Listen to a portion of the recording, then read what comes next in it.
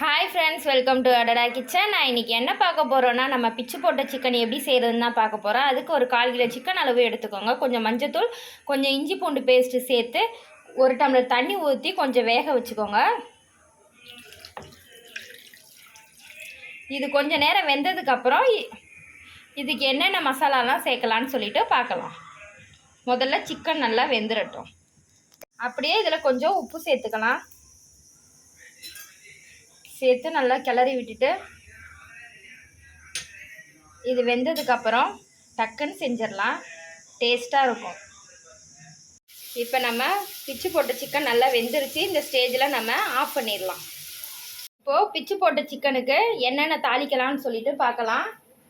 கடாய் நல்லா ஹீட் ஆனதுக்கப்புறம் நல்லெண்ணெய் கொஞ்சம் ஊற்றிக்கலாம்.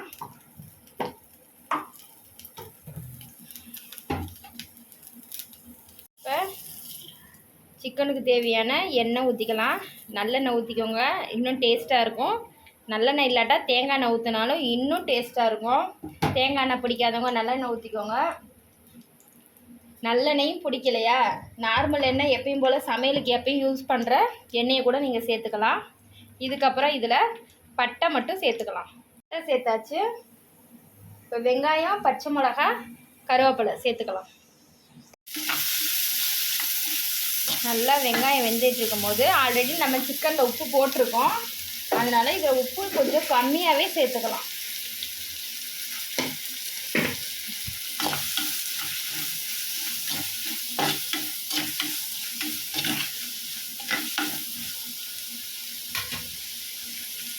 போட்ட வெங்காயம் நல்லா வதங்கிருச்சு. இந்த ஸ்டேஜில் நம்ம தக்காளி ஒரு 2 தக்காளி கிட்ட கட் பண்ணி வச்சுருக்கேன். அந்த தக்காளியை நம்ம சேர்த்துக்கலாம். தக்காளி சேர்த்தாச்சு. தக்காளி நல்லா வதங்கினதுக்கப்புறம் இஞ்சி பூண்டு பேஸ்ட்டு சேர்த்துக்கலாம்.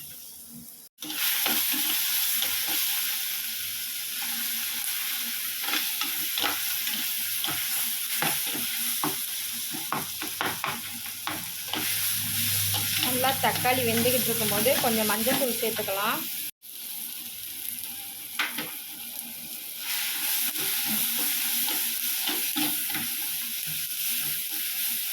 ஆல்ரெடி நம்ம சிக்கன் வேக வைக்கும் போது இஞ்சி பூண்டு பேஸ்ட் போட்டு வேக வச்சுருக்கோம். அதனால் இதில் 1 ஸ்பூன் அளவுக்கு இஞ்சி பூண்டு பேஸ்ட்டு சேர்த்தா போதும்.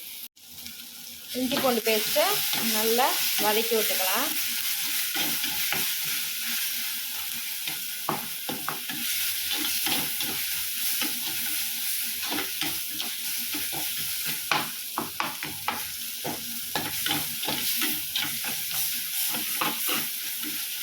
நல்லா தக்காளி வதங்கினதுக்கப்புறம் கொஞ்சமாக கரம் மசாலா தூள் சேர்த்துக்கலாம். நான் ஒரு 1/2 ஸ்பூன் அளவு தான் சேர்த்துக்கிறேன்.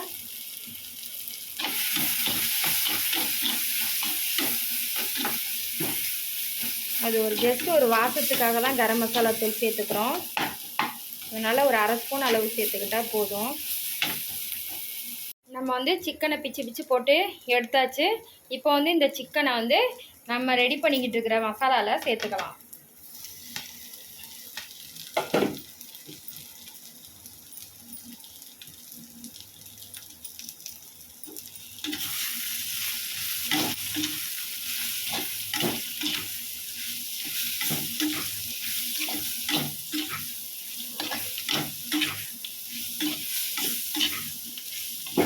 இப்போ நம்ம ஆல்ரெடி வேக வச்சுருந்தோம் தெரியுமா, அந்த தண்ணியை இதில் நம்ம சேர்த்துக்கலாம். ஏன் தண்ணியை வேஸ்ட் பண்ண தேவையில்லை, ஏன்னா அதில் எல்லா சாருமே இறங்கியிருக்கும்.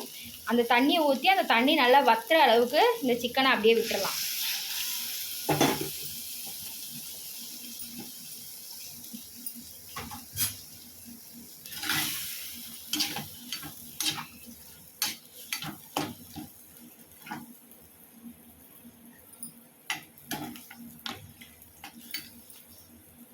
நல்லா வேகட்டும். நம்ம ஊற்றின தண்ணி எல்லாமே நல்லா ட்ரை ஆயிடுச்சு. இன்னும் ட்ரை ஆனதுக்கப்புறம் நல்லா எண்ணெய் பிரிஞ்சு வந்ததுக்கப்புறமா கொஞ்சமாக மிளகுத்தூள் சேர்த்துக்கலாம். எண்ணெய் நல்லா பிரிஞ்சு வருது பாருங்கள். இந்த ஸ்டேஜில் நம்ம பெப்பர்த்தூள் சேர்த்துக்கலாம். கொஞ்சமாக சேர்த்து நல்லா பரட்டி விட்டுட்டு கொத்தமல்லி சேர்த்துக்கலாம். கொத்தமல்லி சேர்த்தாச்சு. இப்போ அதை நல்லா தட்டி விட்டுக்கலாம்.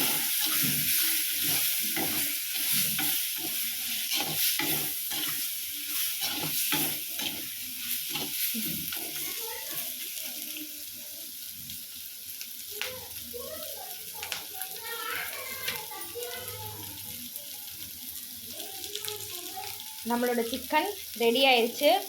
உண்மையிலேயே அவ்வளோ டேஸ்ட்டாக இருக்கும். செஞ்சு பாருங்கள்.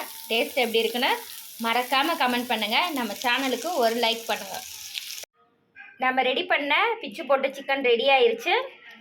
செஞ்சு பாருங்கள். டேஸ்ட் எப்படி இருக்குன்னு மறக்காமல் கமெண்ட் பண்ணுங்கள். நம்ம சேனலுக்கு ஒரு லைக் பண்ணுங்கள், ஷேர் பண்ணுங்கள். தேங்க்யூ.